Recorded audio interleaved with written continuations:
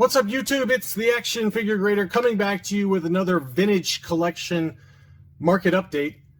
I don't have much time or peace and quiet to make any other videos other than market updates these days. We're still in the middle of a nasty kitchen renovation, and it's like nonstop noise here at my house. So when I got a few minutes of peace and quiet during their lunch hour, that's the only time I can record. So I put together a pretty nice run of some different vintage collection that all sold mostly at auction here the last few days. I'm going in order this time in terms of the VC numbering, and the question I have is, are there still any good deals out there for Hasbro vintage collection? And I think there's a few in this lot of items that I'm going to cover that shows that you can still find some pretty decent deals out there. Some of them are not, obviously, but I want to go ahead and show those. Also, I want to say, before I forget, I want to say thank you again to everyone who has participated so far in the money-raising effort for a fellow YouTuber that needs some help with medical expenses. I really appreciate all the contributions. I'm going to auction off another item this weekend after the auction for the CAS 90 grade 40th anniversary Imperial Hoth Stormtrooper ends. That video is up in case anyone wants to bid. Otherwise, I just appreciate everyone's support so far. It's been really, really awesome, and I'm blown away by the support. So anyway, let's go ahead and dig right in. Again, I'm going in order of the release date, and we got a VC02 Leia in her Hoth outfit. This has got the Boba Fett offer. This one was punched. Obviously, these early VCs are really tough to find unpunched, but pretty nice shape overall. It had some edge wear here and there, like on the right-hand side and down towards the bottom, but probably a good solid 85-ish kind of condition. You can see kind of some of the edge wear around the bottom there, but again, this one sold for $21.50 with free shipping. That's a pretty good number for an early VC, and I just thought that was worth showing. And like I said, there are still some decent deals out there, just depending on how picky you are on condition. But I was pretty impressed with that price.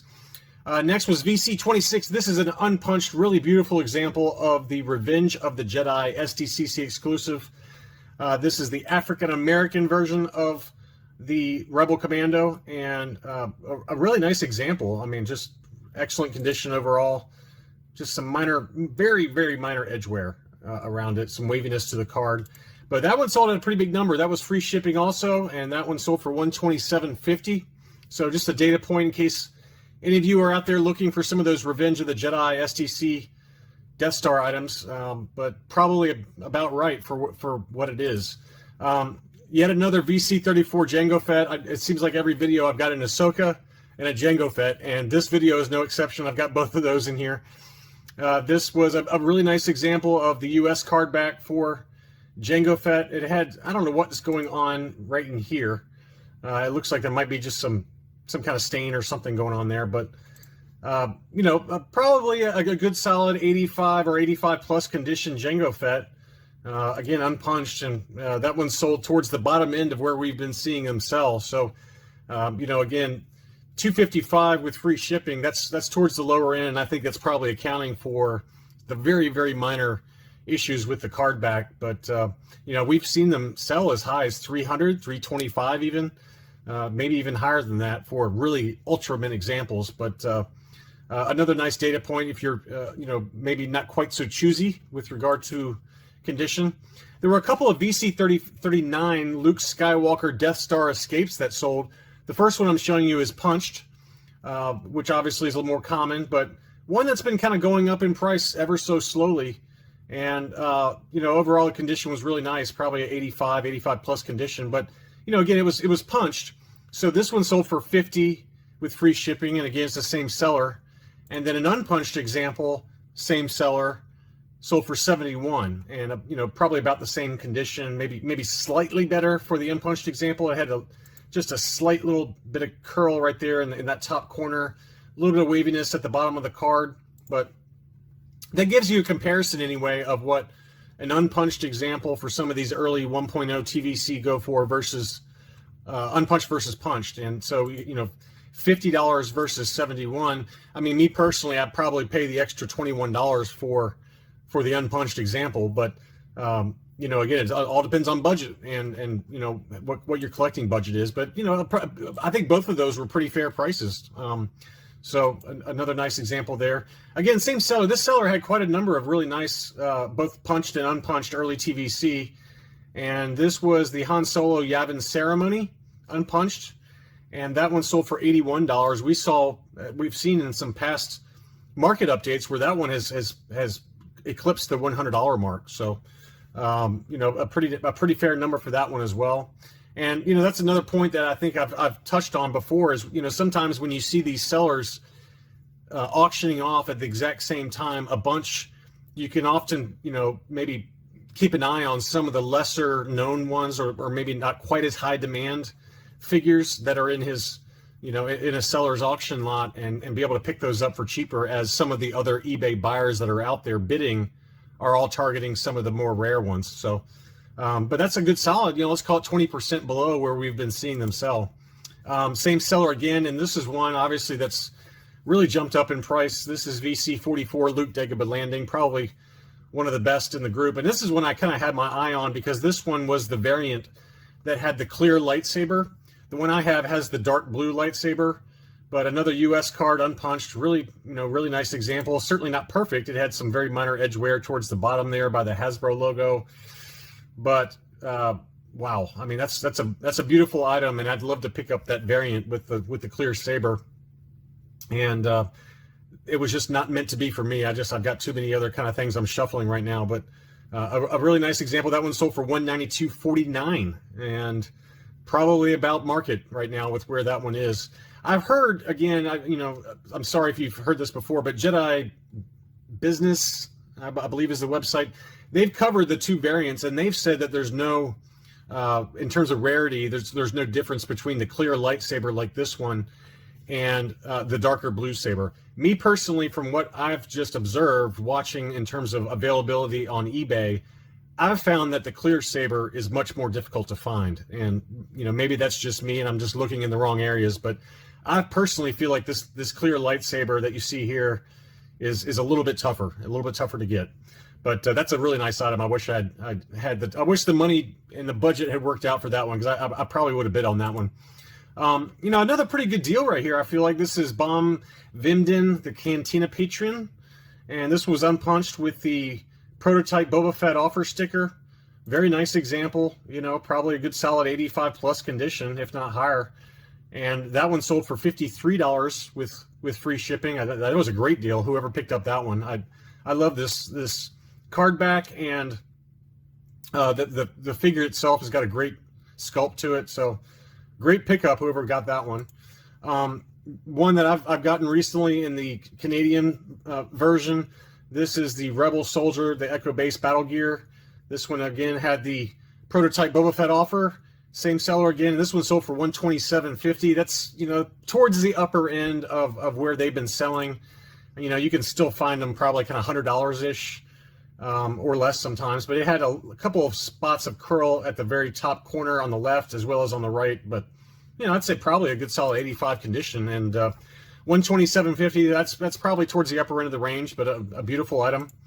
Another one that I'd love to pick up, this is the US card for Ponda Baba, Walrus Man, and this one was a very, very nice example overall. All of these had just some minor curling to the card, so probably not. Same seller just probably didn't have them in star cases. But, you know, a lot of that curl, I've found personally that once you put them in a star case and you just leave it be for about 2 or 3 weeks, it straightens the card right out. I mean, that's been my experience. So, but really nice one. This one sold for $102.50. I've seen the Canadian version sell for quite a bit higher than that, so I thought that was a pretty fair deal for an unpunched VC70. This one was punched, but the price reflected that. This was Darth Sidious with the Darth Maul offer sticker. Pretty nice condition overall, and, you know, I'd love to hear what you guys think about punched versus unpunched. You know, the only thing is, you know, I've noticed that on a lot of these that you can, well, I'm going to take it off of this version, but if you see right here where the barcode is, you can see a little bit of wear from that barcode. That's barcode sticker. So I don't know. I mean, I've got one like I've got an Obi-Wan like that was a gift to me from Anthony over at Collector Archive. It doesn't bother me, but it's just something to note that it is going to affect the scoring on if you know, for all three of you that actually grade TVC, it will affect the scoring if it's got a little bit of, you know, wear like that. So just keep that in mind.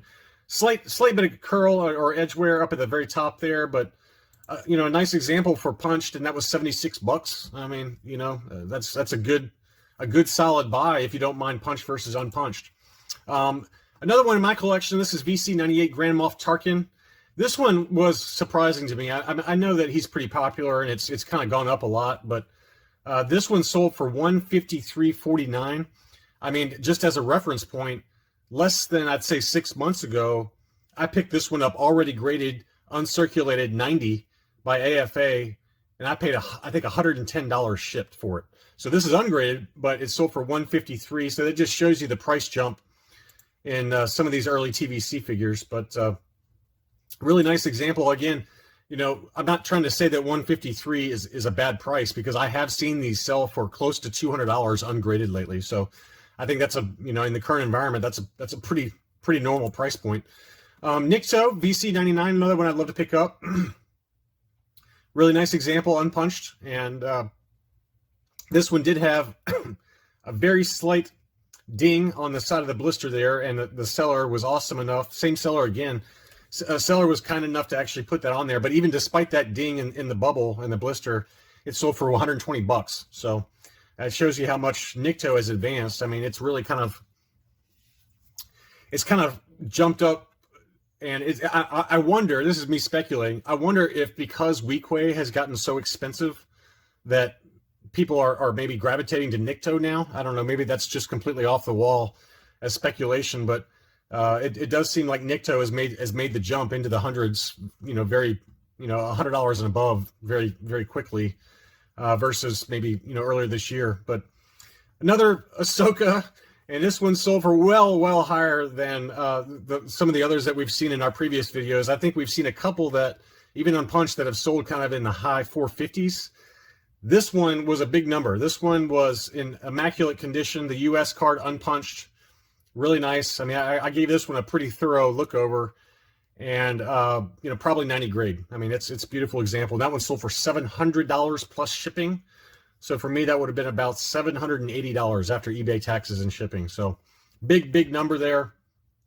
But I still think that the Canadian VC20 Yoda is gonna be the first to eclipse the ungraded $1,000 mark. It just seems like it's projecting that way. Now, again, it'd be curious to see, as Ahsoka, the TV show, comes out, whether the VC102 Ahsoka will be affected at all in terms of price.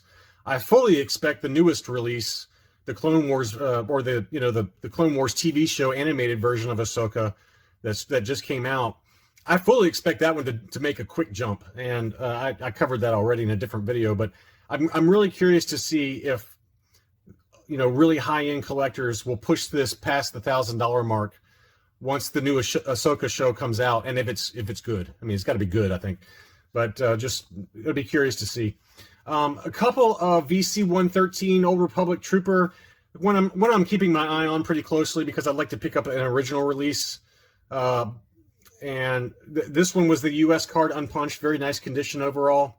Certainly not perfect, but very slight edge wear, as you can see, but easily an 85 plus kind of grade. That one sold for $150. And then this one was interesting. This one was I guess the Canadian, this is the Canadian version, already graded AFA 9.0 on the, you know, the modern tier scale, unpunched, and beautiful item, Canadian. And that one sold for 90, or excuse me, that one sold for 225. It was a AFA 9.0. I thought it was kind of interesting that AFA does not label that Hasbro Canada. They just say Hasbro Star Wars. But with a lot of the Power of the Force 2 items, for example, that are Canadian, they'll say Hasbro Canada or Kenner Canada. So I don't know why they did that, but I just thought that was interesting. Now, that one sold for $225, already graded, versus the US card sold for $150. You know, that's a really fair price, in my opinion, for a 9.0. I would say this, though, that for any of you sellers out there that, and I've touched on this before, I think, but for any of you sellers out there that are looking at these vintage collection prices, and you're sitting on a pile of ungraded, and you're like, well, maybe I should grade them deal with the long turnaround times, and then resell them. That's cool if that's what you want to do, but I would recommend that you not use the modern tier, the 1 to 10 scale. I would get the 3-tier grading. I just think you're going to get you know, a much higher premium on the resale market, and it tells a better story, more accurate, more thorough story, because it breaks out the card, the blister, and the figure subscores versus just having an overall 9.0. Now, all that being said, I still think this was a great price for a Canadian Republic Trooper. Just, again, a timing that wasn't great for me. Finally, this one was a pretty nice item. This one was a sealed Return of the Jedi box AT-AT Walker, and that one sold for $202. But you got to remember, you got to factor in shipping. The shipping on it, for at least for here in the U.S., was another $111. But still, that puts you at about $310 plus, let's call it $30 tax for me. That's still under $350 for a pretty nice example of the AT-AT Walker. You can see right down there at the bottom, it's got one little tiny crease, but probably an overall 80 grade.